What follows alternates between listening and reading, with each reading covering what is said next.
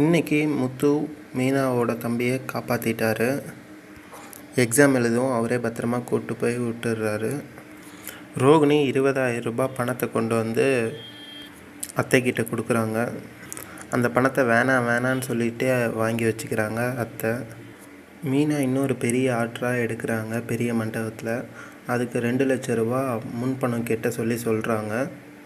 அதுக்காக முத்து வந்து அவங்க அப்பா கிட்டே கேட்குறாரு. அதை பார்த்துட்டு முத்துவோட அம்மா, நீ அங்கே சுற்றி இங்கே சுற்றி வீட்டு மேலே இன்னும் பத்திரத்தில் 2 லட்ச ரூபா கடன் வைக்க தானே சொல்கிற அப்படின்றாங்க. அதுக்குள்ளே முத்து அப்பா நிப்பாட்டு, நம்ம பையனுக்கு நம்ம தான் செய்யணும். முத்து அப்படிப்பட்ட ஆள் இல்லை. அவன் அடுத்த கட்டத்துக்கு முன்னேறான்னா நம்ம அதுக்கு கண்டிப்பாக செய்யணும். உனக்கு எவ்வளோ வேணுமோ சொல்லு, நான் தரேன்னு சொல்லிகிட்ருக்காரு. அதுக்குள்ளே முத்துவோட தம்பி, எங்ககிட்டே கேட்க வேண்டியது என்னடா, நாங்களே ரெடி பண்ணி தந்திருப்போமேடா அப்படின்னு சொல்லிகிட்ருக்காரு. இல்லைடா, மறுபடியும் உங்ககிட்டயே கேட்க எனக்கு ஒரு மாதிரியாக இருக்குடா, அதுக்கு தான் கேட்டேன்டா அப்படின்னு சொல்கிறாரு.